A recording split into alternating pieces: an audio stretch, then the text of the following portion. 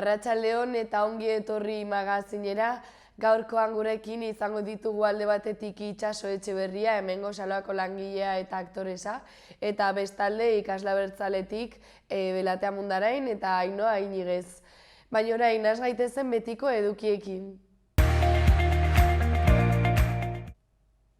Gaur 2022ko martxoaren 23 da, ikus ditzagun zeintzuk diren gaurko efemerideak.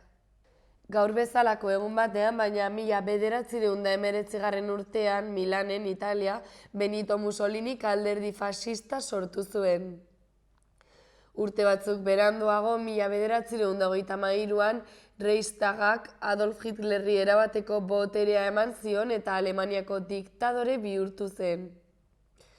Egun berean, baina 1946 urtean, Francisco Largo Caballero Espainiar politikari sozialista eta gobernuko presidente hil zen. Eta bukatzeko gaur bezalako egun batean, baina 1972 urtean, Cristobal Balenciaga jostun eta moda diseinatzaile gipuzkoarra hil zen. Ikus ditzagun orain gaurko albisteetako lerroburuak.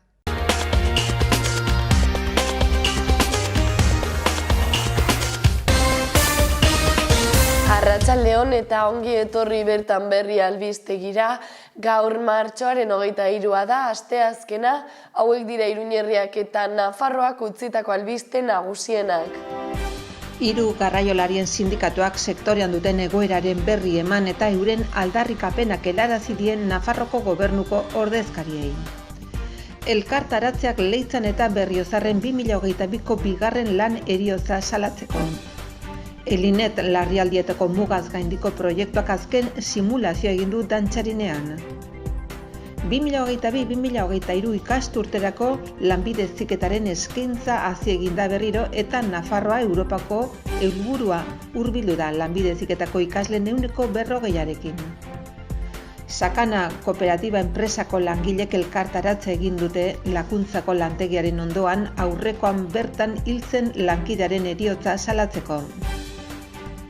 Nafarroko gobernuko lehendakariak iragarri duenez tuterak lanbide heziketa industrialerako instalazio berriak izango ditu. Haur hezkuntzako eta lehen hezkuntzako ikastetxeei zuzendutako eskola baratze ekologikoak programak izen emateko epea ireki du apirilaren 13 arte. Koronavirus kasu arinak eta sintomarik gabekoak ez dira isolatu beharko astelehenetik aurrera. Maiatzaren 6an amaituko da zirkulazio zerga borondatez ordaintzeko aurtengo epea eta 10.400.000 euro emango dizkio Iruñeko udalari. Kaparrosoko etxea prest dago 17 migratzaile eta errefuxiatu hartzeko. Nafarroko patxaranak 80ko hamarkadan elorri beltza etxekotzearen alde egin zutenean lana omendu du. Amaitu dira Kasedako Sanzoilo ermita berritzeko lanak. Izaskun Igoak Zigako Gazteak irabazi du 5. poesia lehiaketa Donostia kultura hotza bazkatzen lanarekin.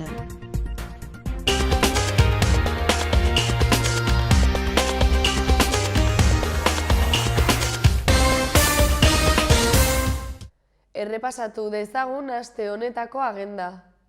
Gaur martxoaren 23 asteazkena arratsaldeko 6etan Milagrosako liburutegi publikoan ipuin kontalaria Maitane Perezen eskutik.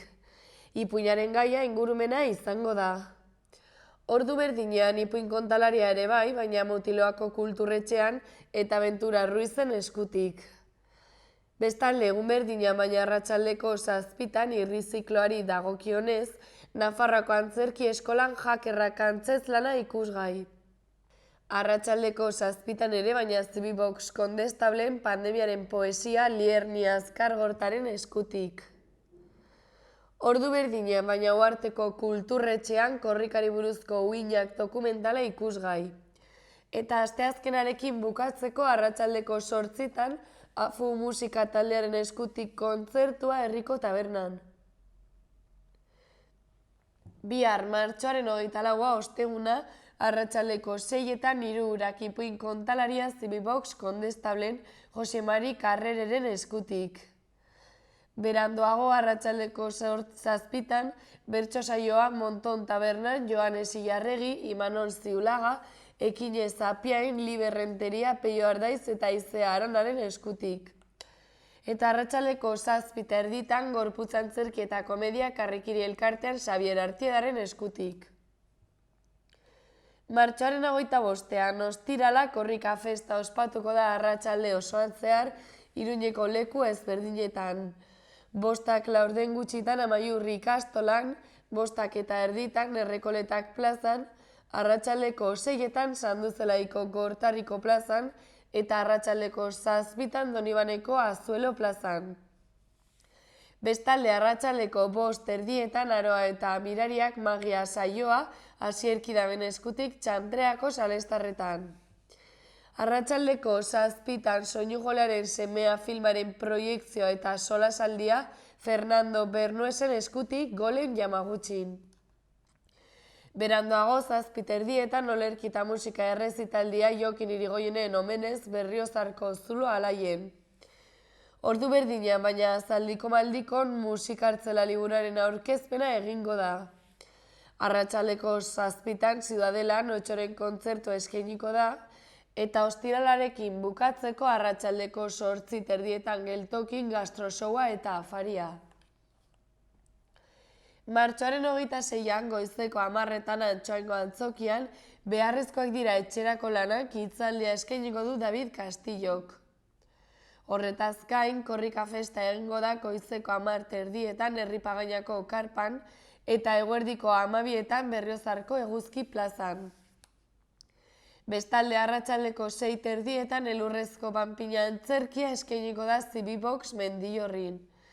Eta larunbatarekin bukatzeko Txantreako Akelarre Tabernan Sega Sound Killers musika taldeak kontzertua eskainiko du gaueko 9:00 aurrera. Aztertu ditzagun orain gaurko egunkarien azalak. Diario de Notiziasekin hasiko gara. Lerroburu nagusienak dioenez, garraioko langabezia hazi eginda eta eragina du enpresetan elikaduran eta abeltzantzaen. Bestalde egunkariak jakinarazi du Navarra Sumak eta EH Bilduk elkarbizitza planaren aurka bozkatu dutela. Beherago argazki batek lagunduta horrela dio hurrengo lerroburuak. Lanbide heziketako 6.020 plaza presentzial eta 31 ziklo berri eskainiko ditu Nafarroak datorren ikasturterako. Horretaz gain egunkariak nabarmendu du Amerikako Estatu Batuak zigor gehiago iragarri dizkiela Errusiari eta babesa ematen dioten herrialdeei. Honen azpian hurrengo lerroburuak dioenez, Mahaiak bere burua zuzendu eta ez du diru publikoarekin ordainduko kanpaina politiko propio bat. Bestalde, Moncloak Marokorekin Saharari buruz zuen akordioa ez duela azaldu nabarmendu du Diario de Notiziasek. Eta bukatzeko azkeneko lerroburuak dioenez, maiatzaren 26an hasiko da Sanguesan Nafarroari bira zorrotza.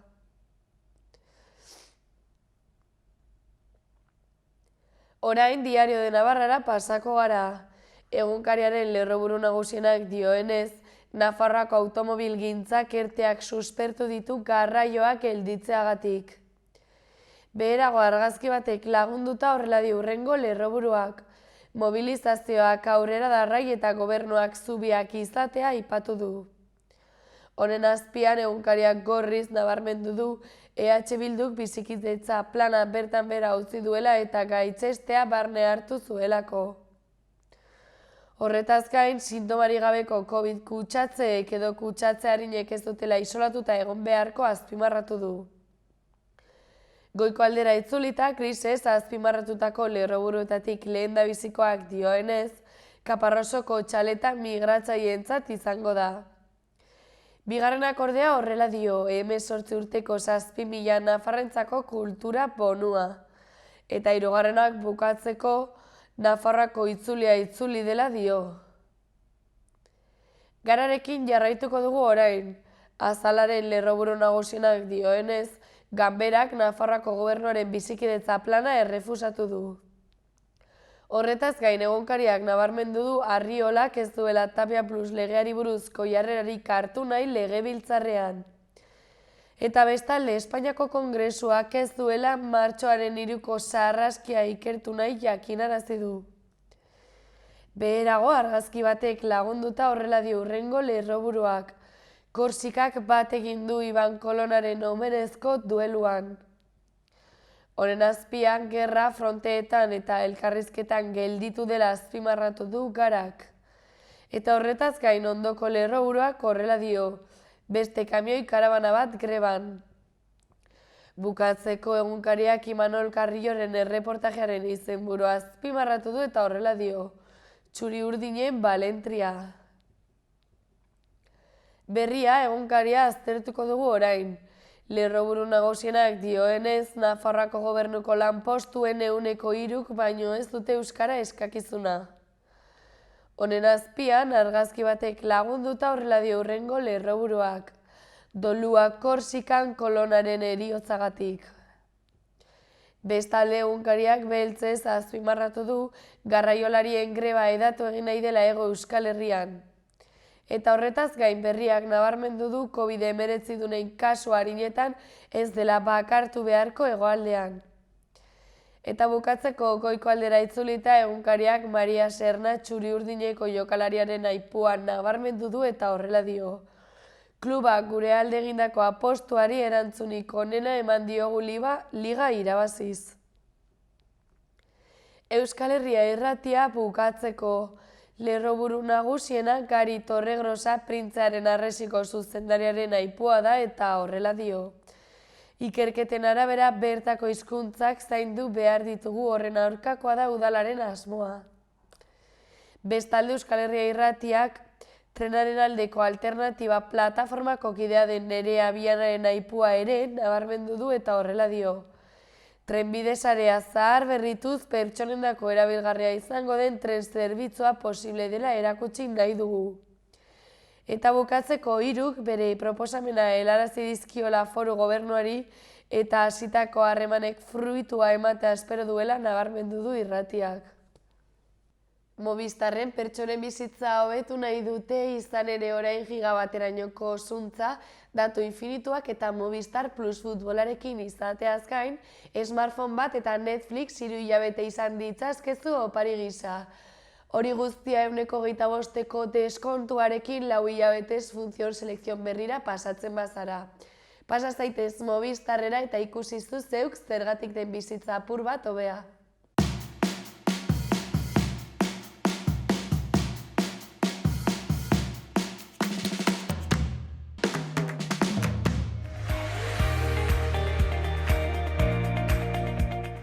Ikus dezagun gaurko eta biharko eguraldiaren iragarpena zein den. Gaur giroa atseginagoa izango da. Alde batetik hodei gutxiago izango ditugu eta bestetik haizeak indarra galduko du. Hegoaldeko hainbat tokitan hodeiak ugariagoak izango dira, baina ez dugu euririk espero.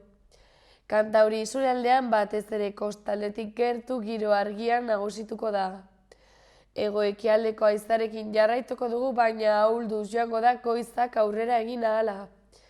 Kostaldean brisa ibiliko da arratsaldean eta temperatura maximoak pare bat gradu igoko dira.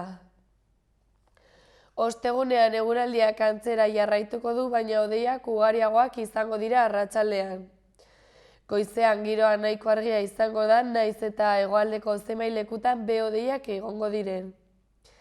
Egunak aurrera egin ahala hegoaldetik hodeiak sartuko dira eta baliteke arratsaldean eta gauean euri pixka bat egitea probabilitate handiagoarekin barnealdean. Temperatura maximoetan ez da aldaketa nabarmenik espero eta hego-ekialdeko haizea ibiliko da Araba hegoaldean eta Ebro ibarrean zehar.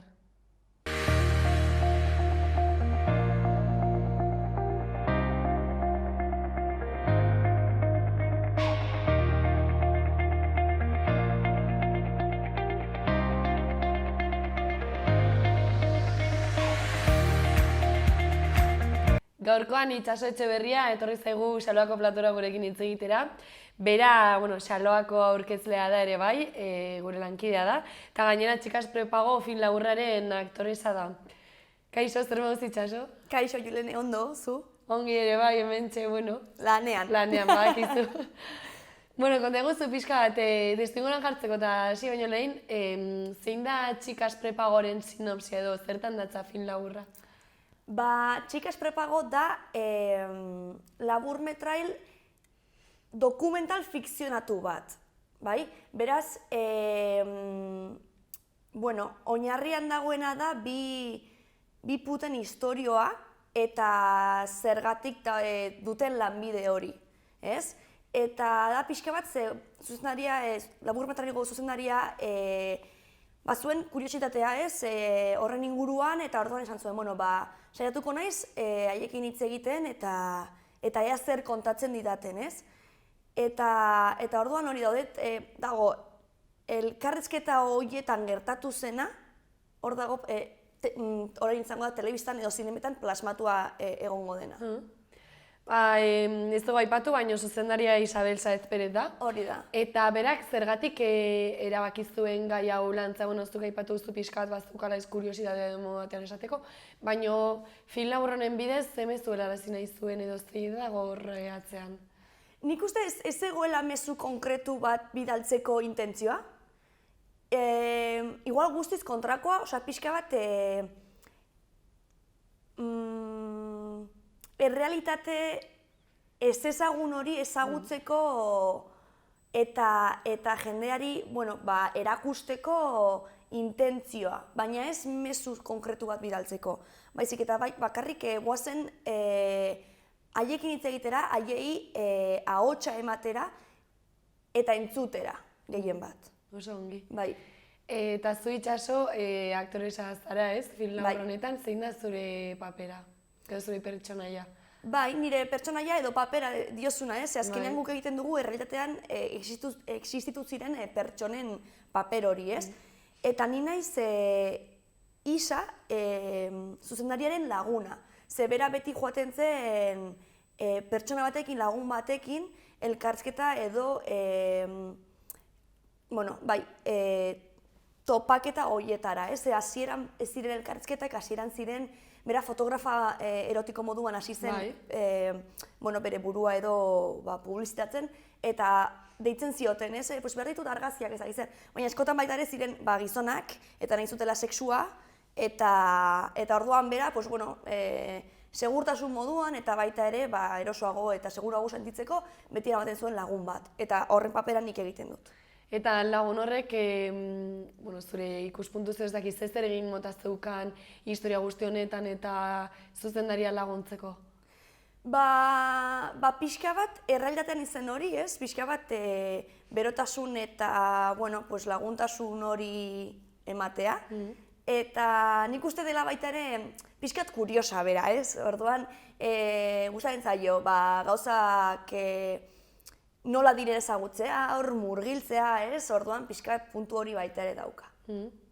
Eta zuretzako nolakoa izan da film labur honetan parte hartzea bai zure pertsonaiari dagokionez eta bai orokorrean ez proiektuari dagokionez? Pertsonaiari dagokionez nahiko erresa eta divertigarria izan zen. Ze nahiko, salsera, kuriosa, orduan ondo, zentzu horretan. Eta bai proiektuari begira edo, ni sartu nintzen baita ere gaiak, gaiari buruz ez nekielako asko, eta beti oso gai zaila da batzutan jorratzeko, ez? Ze azkenean, ezakintasun asko daukagu, eta gero, bada, meloi bat, ez? Azkenean irekitzen duzu meloi handi bat, eta orduan, sartu nintzen hori, ikasteko, ezagutzeko gehiago gaiaz, eta gero, feminismoaren inguruan gehiago ikasteko eta formatzeko, nire burua formatzeko. Eta orduan, zer izan da zailena film labur honetan lan egitean eta zer izan da errezena zuretzako? Errezena izan zen, jendea, ze oso jende jatorra dago proiektuan, orduan izan zen oso polita haiekin lan egitea. Eta, zailena batzutan da, ez dakizula nola jende hartuko duen laburmetraia orokorrean, ez? Azkenean oso gai, ez dakit nola esan peliagudo edo denez, batzutan esaten duzu, ostras, ondo ulertzen den, esan nahi Isak esan nahi zuena, ez? Bai. Zela pixka bat, puta hauei ematea pixka bat humanitate puntu hori, eta ez, badago estigma pilo bat, eta beti hitz egiten da jai buruz, bakarrik hori izango balira bezala, baina nik beti esaten dut, ez, ni aurkezlea naiz, hemen xaloan, antzezlea naiz, ez naiz ama, baina naiz izeba, naiz alaba, eta hori ni naiz, guzti hori ni naiz, eta nire lanak ez nau definitzen.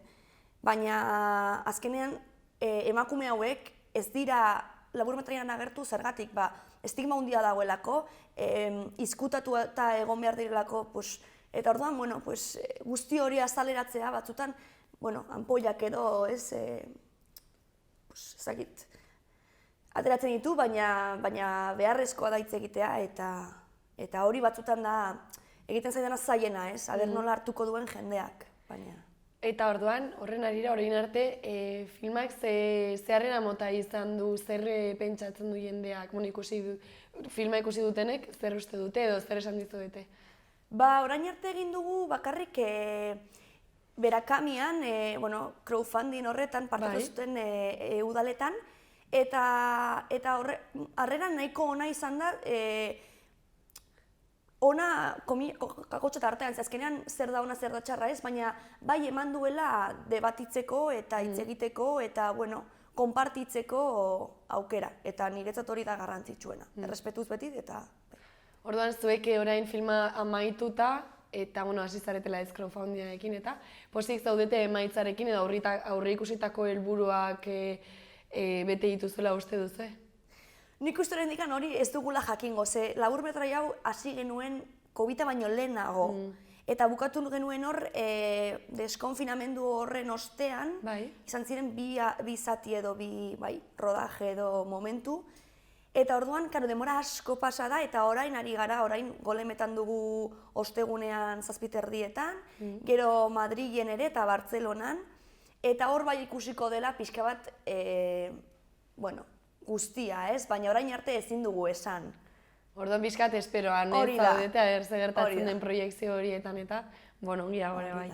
Eta orduan nolakoa izan da, zuk aipatu duzu pandemia baino lehenago hasi zineten ez, orduan imaginatzen duk gelitu gara izan zenutela momentu batean, eta gero jarraitu nolakoa izan da egoera hori bizitzea? Zailtasunak izan ditugu egia esan, zenbait entsaio egin behar izan ditugu hor online, eta zailagoa izan zen, baina aurrera jarraitu dugu, azkenean lortu genuen, hori da garrantzitsuena.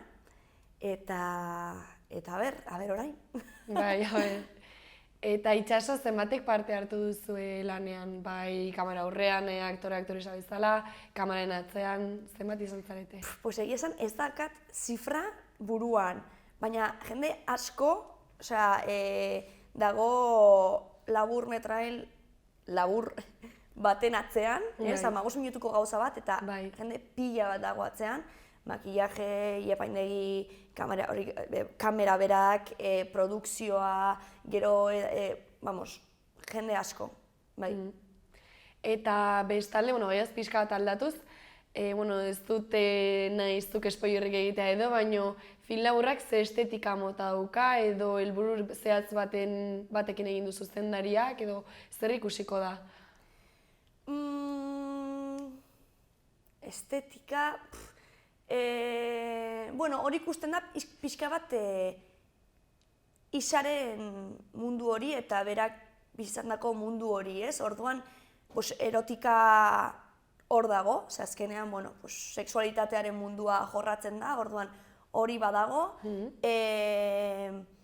eta gehien bat bi pertsonen egia, baina begiratu behar dena ez azalean geratzen denarekin, baizik eta sartu bartzara hor haien barruan. Ze batzutan, gure egiak kontatzen ditugunean, kapa moduko bat jartzen dugu ez, edo eskudo moduko bat, eta benetan esaten ari duzuna, edo beste pertsonak esaten ari dena ikusteko, Hitzen artean irakurtzea ez, hori da. Bai, oso ongi.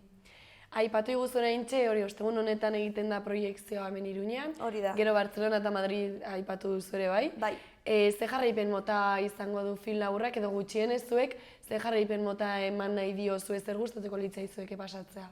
Bueno, festival ugarietara ere bidalita dago, eta badu nominazio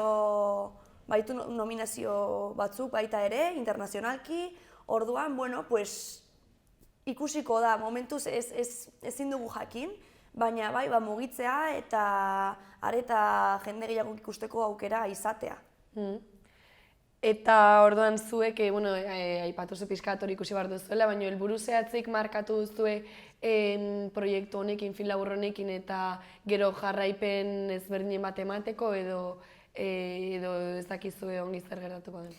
Helburu zehatzik ez. Nik uste zela isak behar zuen zerbait, beharrezkoa zuena ikertzea, grabatzea eta kontatzea, eta hori nik uste zela bere helburu nagusiena.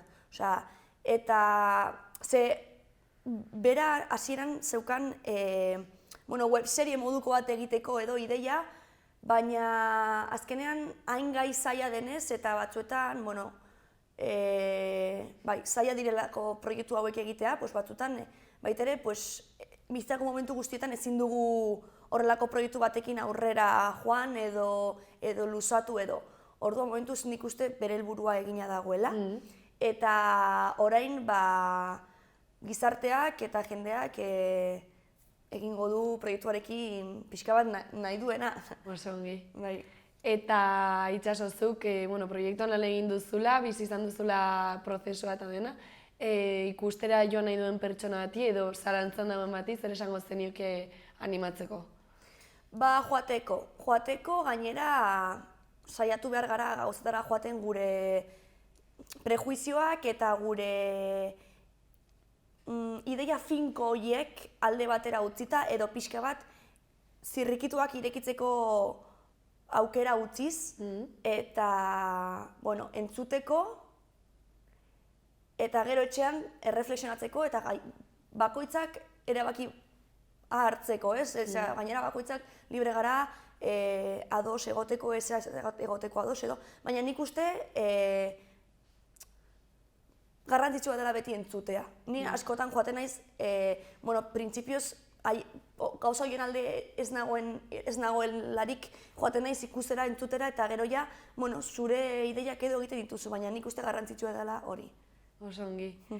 Elkarrizketa bukatzeien joan behar dugu, Itxasorduan zeo zer gehitu nahi baldin baduzu, berriro ere zure txanda botatzeko.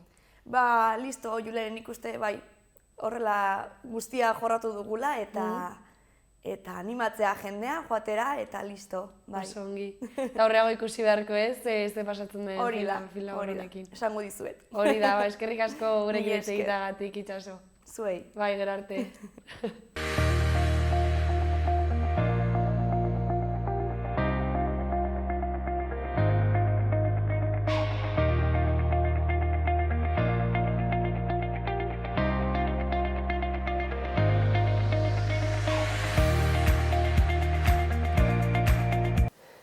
Ikus ditzagun Iruñerriko udaletako albisteak.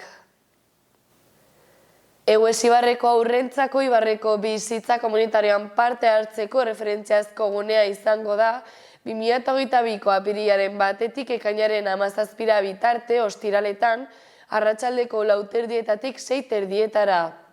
6 urtetik 12 urterakoei 2010 eta 2016 urte bitartean jaiotakoak bideratuta dago. Askotariko jarduerak, ateraldiak, jolasak, tailerrak eta jinkanak biltzen dituen gunea izango da, izen emate bakar batekin Iruñeko ostiral guztietako jarduera ezberdinak disfrutatu ahal izango dituzue.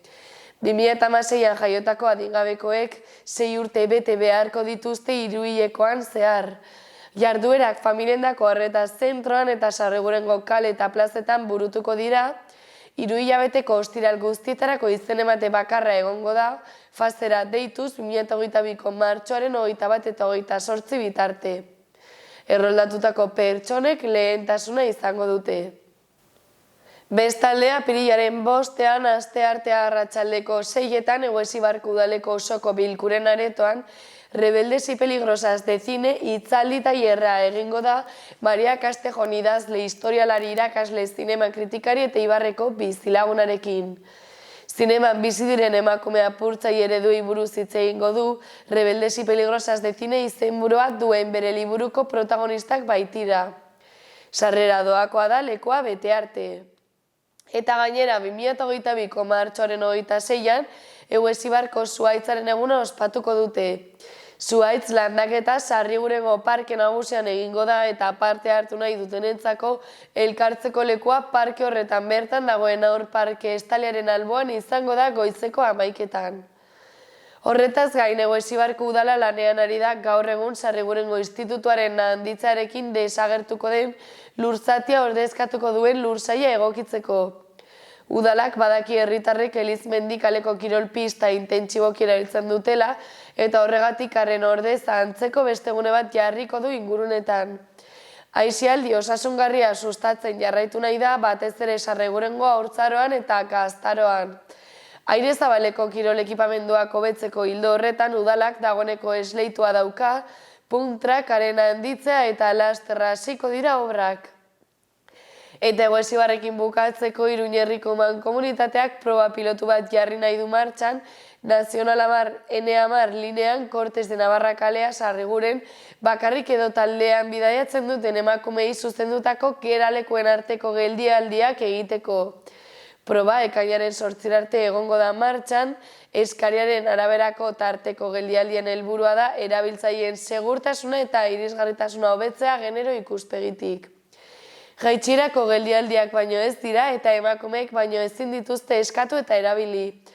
Horrelako geralekuek beren izaera dela eta ez dute altzari eta seinale espezifikorik, eskualdeko hiri garraioko gaueko zerbitzuak eskainiko duen geraleku sistema berri hau erabiltzeko, emakumeak edo emakume taldeak tarteko geralekua eskatu beharko du, autobusera igotzean edo gutxienez aukeratutako puntua baino 2 geraleku lehenago, eta gidariari adierazi beharko dio zehazki non jaitsi nahi duten. Iruñean San Jose udali lerriko errausketa alabe berria martxan dago jada azken egunotan egindako proben ondoren. 4 hilabete geroago errausketa alabeak bere bilabe operatiboak izango ditu hileta zerbitzuak egiteko. Iruñeko udaleko hirigintza gerentziak eta hirigintza batzordeak errausketa labearen instalazioak bisitatu dituzte gaur goizean, labearen instalazioari eta ura hartzen duen espazioa egokitzeko eta hobetzeko lanei buruzko xehetasunak ezagutzeko. Eta bestalde, Mendillorri auzoko Mendigoiti eta Lakua ikastetxe publikoek beren patioan partekatzen dituzten kirolpistetako baten estalkia berrituko du Iruñeko udalak. Tokiko gobernu batzarrak astelehenean onartu zuen obren lizitazioa eta 6.453,70 euroko aurrekontua izango dute. Lanak egiteko epea 16 astekoa da eta lanak ekainean aste aurre ikusten da.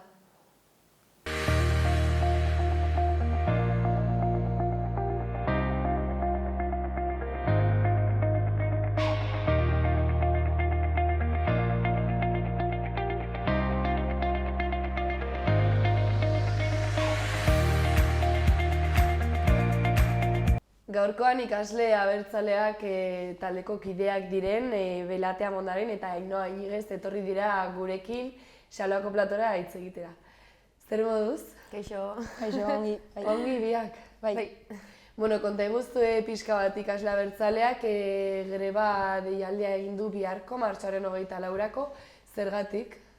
Lehenik eta deitu mobilizazioa Hego Euskal Herriko 4 hiriburutan, hezkuntzak erreformak lelopean pixkat onartu berri diren hezkuntza erreforma hauei aurre egiteko pixkat mahai gaineratzea erreforma hauen izaera eta hauen funtzioa zeintzuk diren eta nahiko nuke mobilizazioak deitzea egin batean datozen belaunaldi berriei orokortu egin den desmobilizazioa despolitizazio hori horrekin agusteko eta datozen belaunaldiak mobilizatzen hasteko, batean.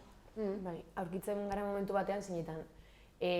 Orokorrean hezkuntzaren egoera ikusten dugu dekadentzia prozesu batean dagoen, eta honen aurrean gobernutik ezarri izan dira zenbait hezkuntza erreforma, eta gehien bat gure aldarria eta gure mobilizazioaren zergatia da, hezkuntza erreforma hauek zenolako funtzioa, eta nire kideak esan duen bezala, zenolako funtzioak betetzen duten gaur egungo hezkuntzaren testu inguruan, eta gure irakurketa gehien bat da hori, hezkuntza erreforma hauen izaera mahai gaineratu eta salatu gehien bat. Horren hitz egingo dugu erreforma horien inguruan, baina lehenik eta behin aipatu zuzuk adibidez hezkuntzaren egoeraren dekadentzia. Zer esan nahi duzu horrekin, ze goratan daude oraintxe bertan Euskal Herriko ikasleak? Nire kasuan aipatuko nuke gehien bat lehen hezkuntzan eta DBH-en eta batxilergoan orokorrean gure egoera eta ikasleon egoera da beti bezala jarraitzen ditugula izaten ebaluazio sistema berdinak, jarraitzen gara antsietate eta kriston presioa sartzen zizkiguten egoerarekin. Orokorrean ikusten dugu hezkuntzaren egoera ez dela aldatu, ez dugula ikusten aldaketa errealik daudenik, ikasle jarraitzen dugu izaten arazo berdinak ikastetxeetan, esan bezala, ebaluazio sistema jarraitzen dugu berdin bezala. Guretzat presio bat da berriro ere, izatea azterketak, izatea selektibitatea, izatea dena dela, jarraitzen dugu izaten arazoak ikastetxean bertan, gure lan politikoa egiteko jarraitzen dugu. Orokorrean ikusten dugula ez dela aldatzen egoera, eta gero, pixkat, LOMLOE-rekin sartuko naiz gehien bat zenolako egoeratan, sartzen den LOMLOE, zenolako testu inguruan sartzen den LOMLOE, gehien bat ikusita datistika gehiagorekin, zenolako errealitatea biziren ikasleak, baina horrela orokorrean esateko jarraitzen dugula aurreko urteetan bezala. Bai, pixkat horrekin lotuta, nahiko nuke aipatzea baita ere, onartu berri den elkarbizitza legea, unibertsitate esparruan, horrek uzten gaituelako egoera nahiko larrian ikasleoi zezentzutan. Elkarbizitza legeak baimentzen duelako lan politiko egiteagatik zigorrak jasotzea, eta gero baita ere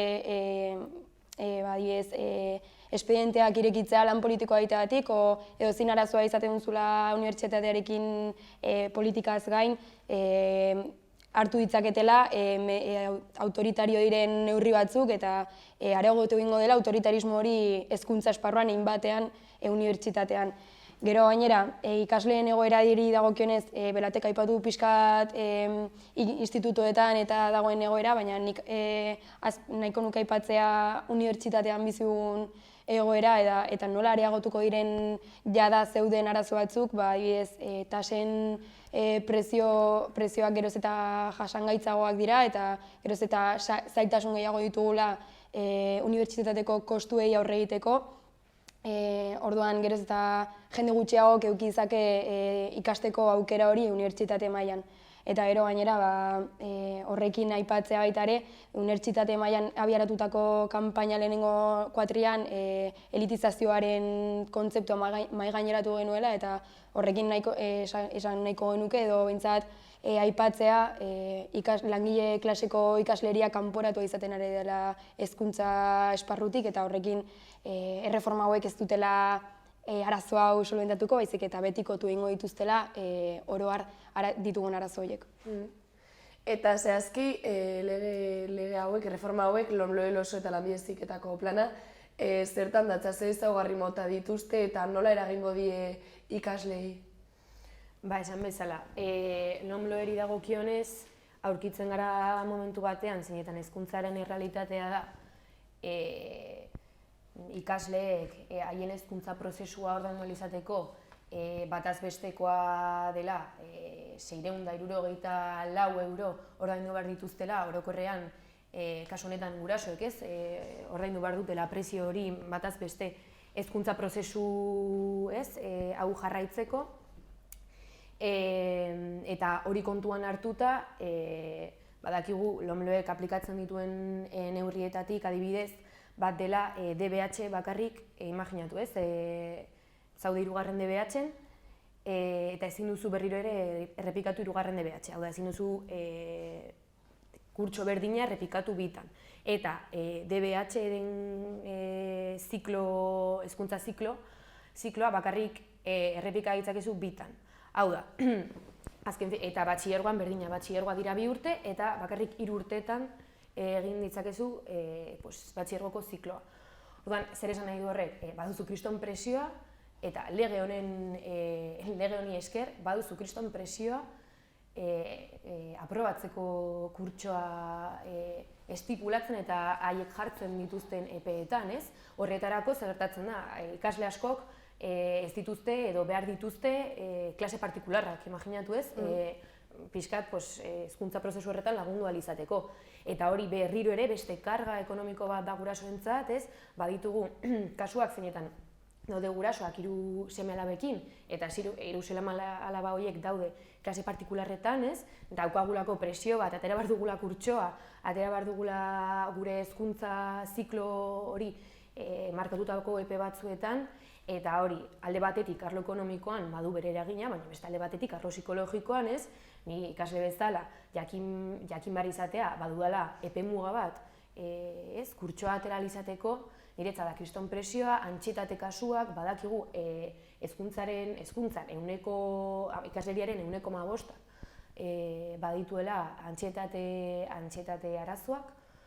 Orduan, hori nire ustez dira lege honek azaleratzen dituen 2 arazoetatik, ez? Lehen aipatu izan dut, nola hezkuntza jarraitzen du autoritarismoaren gorakada batekin, ebaluazio sistema jarraitzen du berdin, guri jartzen dizkiguten edukiak ez zaizkigu benetan interesatzen, ikusten dugu dagoela edukia erabat bideratuta, ez? Gerorako lan merkatura bideratzeko.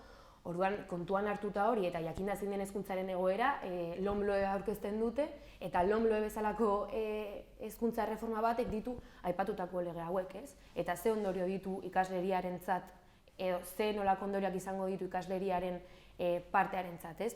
Esandako ekonomia arazoak familiek aurre egin behar diotela, eta beste alde batetik, ez? Antsietatea ez dela murrizten, baizik eta areagotzen dela.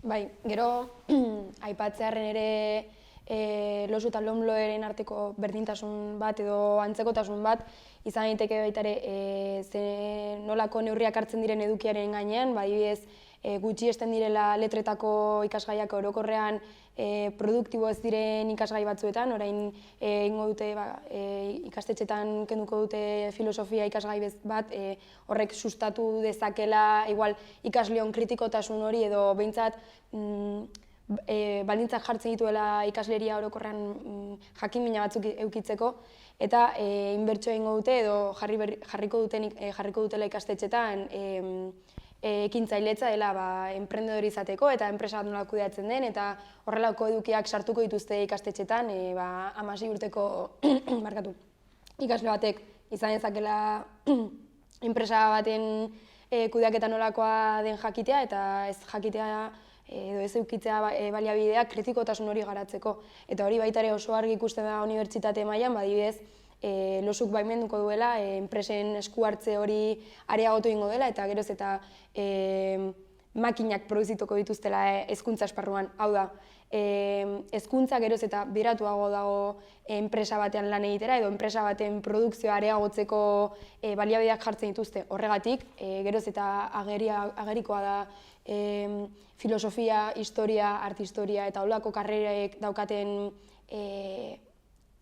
porrota edo dekadentzia, geroz eta jende gutxiagok ikasten dituela horrelako karrerak ikusten duelako bere etorkizunean ez direla beharrezkoak, edo behintzat nik adiez ikasten baldin badut historia edo filosofia badakit gero haian ez dudala lanik edukiko, baina ikasten baldin badut ingenieritza bat lana bermatu dezakela edo behintzat etorkizun minimo bat eduki dezakela. Eta hori baita ere nahiko nuke aipatzea, orokortzen ari den edo belaunaldi berrietan areagotzen ari den etorkizunezaren ideia.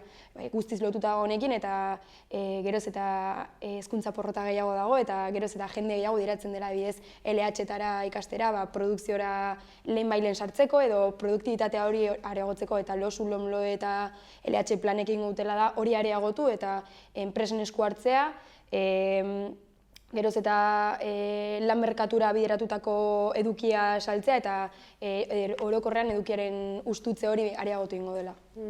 Horreta zain markatu, baina horreta zain baita ere aipagarria da nola digitalizazioa eta orokorrean digitalizazio prozesua ez, eta orain sartzen eta ja daude aplikatuta ikastetxetan ez, Chromebook bezalako baliabideak klasean emateko, eta orokorrean teknologiak gaur egun hezkuntzan nahiko errotuta daude, eta LOMLOek adibidez, eta nik uste losuk baita ere, horretan inbertsio bat egin nahiko du, esandakoa ez, digitalizazioa eta gaitasun digitalak garatzea ez, eta nahi dute ikasleok jakite alde batetik ez, nola funtzionatzen duen enpresa bat, nola montatu dezakegun enpresa bat, zenolako gestio ekonomikoak egin behar ditugun enpresen munduan sartu alizateko, eta beste alde batetik baita ere nola jakitea erabiltzen teknologia berriak eta horrek daukan eta azaleratu nahiko genukeen ondorio nagusi bat izan daiteke kontrol soziala ez.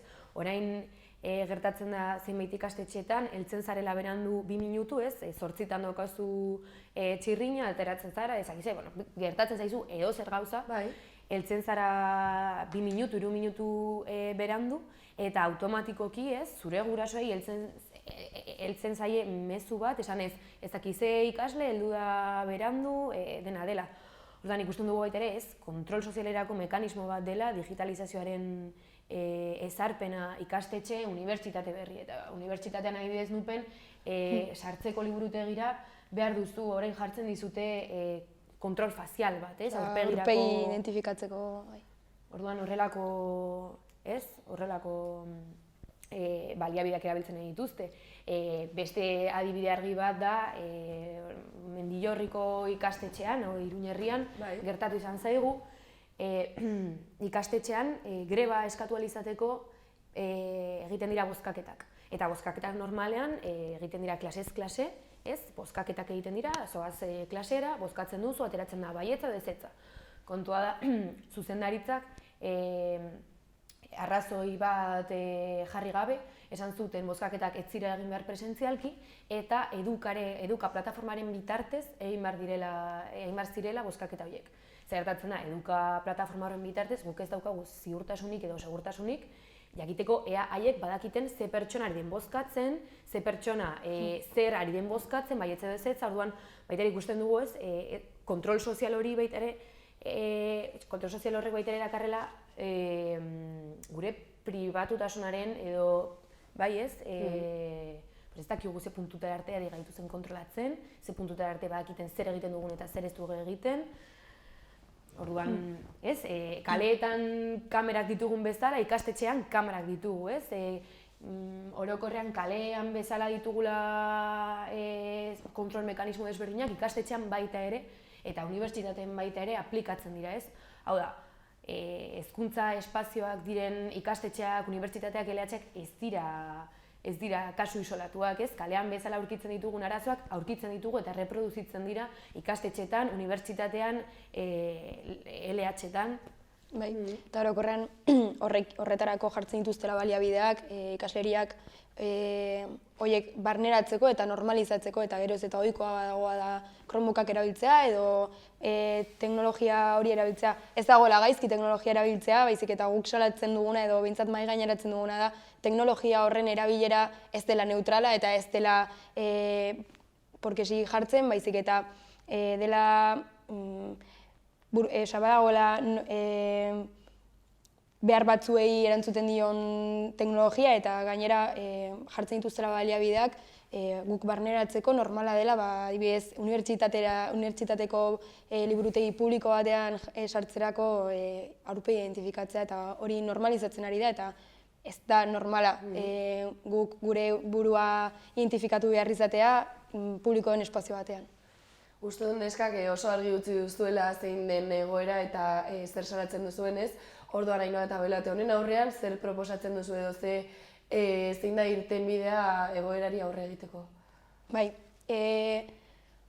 honi aurre egiteko edo bintzat ikasle abertzaleaketik jartzen duen proposamena edo mahai gaineratu nahiko genukena litzateke lehen aipatu bezala ohitu den desmobilizazio eta despolitizazio hori gehien bat datozen belaunaldi berrietan horrekin haustea eta sortzea baliabideak eta jartzea mahai gainean gaur egun bizi dugun egoera bizi garela krisi testuinguru batean eta erreforma prozesu batean biak loturik daudela, erreforma hauek egiten dira bai hezkuntza esparruan eta bai lan merkatuan jartzen direla holako erreformak martxan, krisi egoera honetatik ateratzeko edo aterabide bat bilatzeko jartzen direla eta egoera honen aurrean justo hezkuntza esparruan gaude belaunaldi berriak eta bagara gizarte honen etorkizuna edo beti entzuten duguna, ikusten dugu beharrezkoa dela mobilizazioaren garrantzia eta antolatzearen garrantzia hori errotzea eta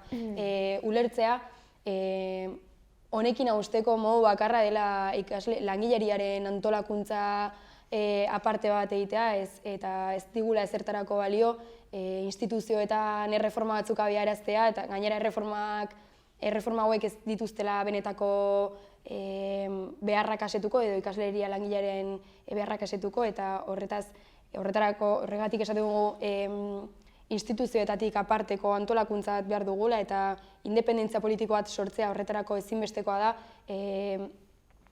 erreformen izaera eta orokorrean hezkuntza esparruan abiarazten ari diren prozesu horiek argi uztea ze izaera daukaten eta ze funtzio betetzen duten guztionen baitan edo sistema kapitalistaren baitan ze funtzio betetzen duen bai hezkuntzak eta bai hezkuntza reformak barkatu. Eta horregatik nahiko genuke azpimarratzea antolakuntzaren eta mobilizazioaren garrantzia. Uste dugulako honi aurre egiteko modu bakarra dela langileriaren antolakuntza hori bermatzea eta ikasle langileok gure egoeraren kontzientizatea eta aurre egiteko modu bakarra antolakuntza eta mobilizazioa dela. Eta zentzu horretan gure filosofia litzateke edo geroz eta gaitasun gehiago izatea olako egoerei aurre egin ahal izateko. Baita ere, adibide argigarria da nola LOMCE hezkuntza reforma aplikatu egin zenean duela nahiko urte, Partido Popular alderdiak egindako hezkuntza reforma bat, sortu zen testuinguru bat, egin bat Euskal Herrian, non kaleak hartu ziren, mobilizazioan hitzak egin ziren hiriburu eta herri desberdinetan, orokorrean sortu zen testuinguru bat, zeinetan, aplikatzen da hezkuntza reforma bat, eta horren aurka ateratzen gara kaleetara, hartzen ditugu kaleak, mobilizatzen gara, eta ikusi izan dugu nola aurten berdin-berdin aplikatuko dituzten hezkuntza reforma batzuk, eta orokorrean ez da inagerikoa izan, mobilizatzeko behar hori ez dute salatu, ez da egon salaketa publiko hain argigarria LOMCErekin bezala gertatu zen, ez? Orduan, baita ere, testuinguru horretan ikasle abertzaleko egiten duguna da, errealitatearen analisi bat eta azterketa bat, esan ez, aplikatu berri dira hezkuntza reforma batzuk, eta honen aurrean zer ez, pixkat baita ere, horren azterketa bat egin dugu, eta ikusi dugu, eske hau ez da, ikasle langileontzat hezkuntza reforma hauek ez daude gure meseetara. Eta hori da baita ere testuinguratu izan duguna, eta irakurketa horren baitan, gehien bat gure aldarri nagusia da mobilizatzea, eta duela urteak, gertatu izan zen bezala, horren kontrako iritzi publiko bat sortu egin zela eta nahiko zabaldua zegoela, aurten zergatik ez, aurten aplikatu dira berdin-berdin, eta ezin gara gelditu ezer esan gabe, eta horregatik mobilizatzearen beharra ikusten dugulako mobilizazio bat testuinguru honetan dela salaketa publiko hori egitea eta testuinguruaren pixkat gehien bat hezkuntza reformen kontrako isla argigarri bat. Eta horrekin, barkatu, justo lomcerekin egon zen mobilizazio ziklo hori eta orain ikusten dugula ez dagoela igual kalera ateratzeko intentzio hori edo ez dagoela amorru hori sortua orokorrean, lehena aipatutako despolitizazio horrekin lotuta dago eta ikusten da nola erreforma hauek lomcerekin ez dira hain ezberdinak eta ez dute hainbeste aldatzen lomcerekin eta Bologna planarekin, ez dute hainbeste hausten, nahiko berdin jarraituko dugu eta inkluso okerrago jarraituko dugu eta orokorrean jendea ez da mobilizatzen edo ez da inkonstiente edo berdintzaio edo orokorrean despolitizazio hori edo interes falta hori badago eta horrekin baita ere apurtzeko eta mahaigaineratzeko egoera hori. Biek aipatu duzue hori, lomceren mobilizazioekin konparatu duzu ez oraingo lege aplikazio hau edo modu batean esateko. Orduan, horren arira zer espero duzu biharko egunean? Pues espero dugu. Orokorrean, otsailetik daramagu ikastetxeetan, unibertsitatean, sozializatzen modu desberdinen bitartez eta formatu desberdinen bitartez zein den gure irakurketa eta azaleratzen hezkuntza reforma hauen izaera. Orduan, hilabetetako lanketa baten ostean, espero duguna da ikasleriak ulertu izana zein den gure salaketa, zein den guk egiten dugun kritika hezkuntza reformen aurrean, ados egotea gurekin, ikusi izana zenolako arazoak ekartzen dituen eta zenolako ez, lortu izana desnormalizatzea hezkuntza reformak aplikatu direla eta ez dugula zer egin behar.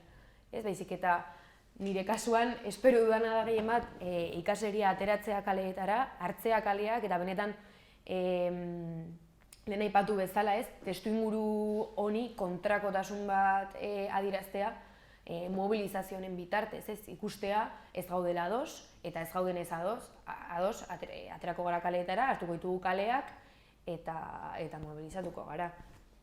Espero dugu gehien bat mobilizazio potente bat edukitzea ez igual jendeagatik baizik eta jendeak ongi ulertzea guk esan nahi duguna eta guk salatzen duguna eta behintzat baldintzak jartzea jendeak jakiteko zeba erreforma hauek ez diren egokiak edo ez da erreforma bat zergatik ez dugun erreformak abiarazi behar baizik eta dena suntsitu behar dugula eta hezkuntza sozialista baten alde egin behar dugula eta jendeak hori ulertzea eta maske mobilizazio jendetsuak jendeak ulertzea ongi hezkuntza sozialista baten aldeko borroka abiarazi behar dugula eta ez erreforma baten aldeko borroka. Oso ongi. Elkarrizketa bukatzen joan behar dugu, orduan amaitzeko zeo zer gehiago gehitu nahi baldin baduzue, berriro zuen txanda. Nik uste gehien bat ekartzea berriro ere aipatu izan ditugun ideia batzuk direla. Aurkitzen ginen testuinguru batean zeitan hezkuntza dekadentzia batean aurkitzen zen, hau da, jarraitzen genituen arazo berdinekin eta testuinguru horren aurrean gobernuak ezartzen ditu edo aurkezten ditu hezkuntza erreforma desberdin batzuk aplikatzeko hezkuntza zentro desberdinetan, izan ikastetxeak, izan unibertsitateak eta izan LH-ak.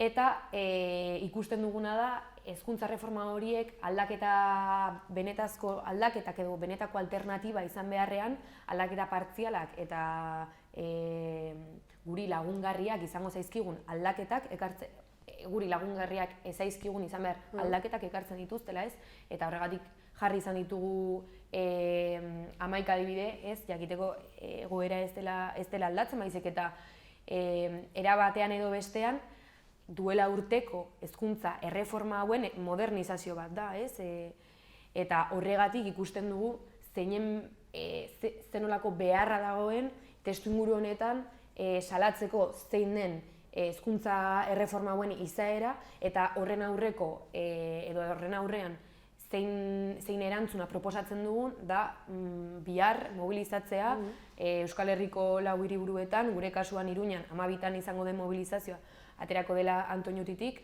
Orduan hori da gehituko nukena nik, laburbiltzea pixka bat, ikasle abertzaleok zenolako, ikasle greba honen inguruan zer nolako iritzia eta zer nolako irakurketa egiten dugun. Bai, nik gehitzearren edo igual pixkat dena esan dugunaren laburpen xume bat egitearren nahiko nuke mahai gaineratzea reforma hauen faltsukeria edo berez belateke esan bezala hauek planteatzen direla modernizatzaile gisa edo gauzak aldatuko dituena edo onurak ekarriko dituen erreformak bezala, baina ikasle abertzaleaketik egiten dugun kritika da erreformek ez dutela ezertarako balio eta erreformek ez digutela ezer ekarriko, ez dituzte ikasle langileon beharrak asetuko eta bihar lau haizetara zabalduko dugu hezkuntza sozialista baten beharrezkotasuna, hezkuntza sozialista hori kalitatezkoa, unibertsala eta doakoa izan beharko den hezkuntza bat, ikasle langileon eta langileriaren mesedetara dagoen hezkuntza eta guk izatea hezkuntza horren gaineko kontrola. Gainera, pixkat itzultzen esandakoarekin, reforma hauek jarraituko dute bere izaera mantentzen eta guk aldiz jarraituko dugun miseria jasotzen, geroz eta okerrerago doaz eta geroz eta baldintza gutxiago ditugu ezer egiteko. Daukagun jarri dituzten oztopoak antolakuntza politikorako edo behintzat antolakuntza independiente baterako, porque arazoak ditugu antolakuntza unibertsitatetik edo ikastetxeetatik antolatzen diren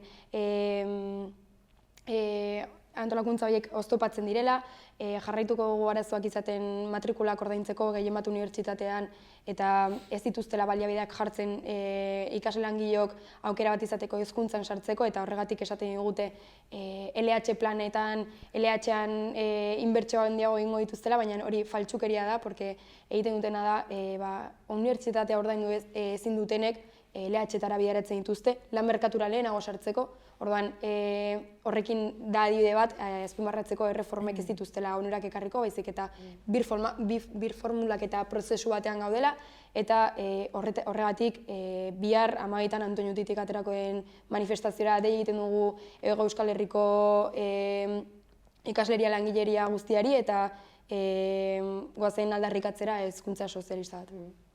Bueno, Ainhoa eta Belate honekin bukatutzat emate dute elkarrizketa, orduan eskerrik asko biei etortzagatik eta zuen denboragatik ere bai. Eskerrik asko.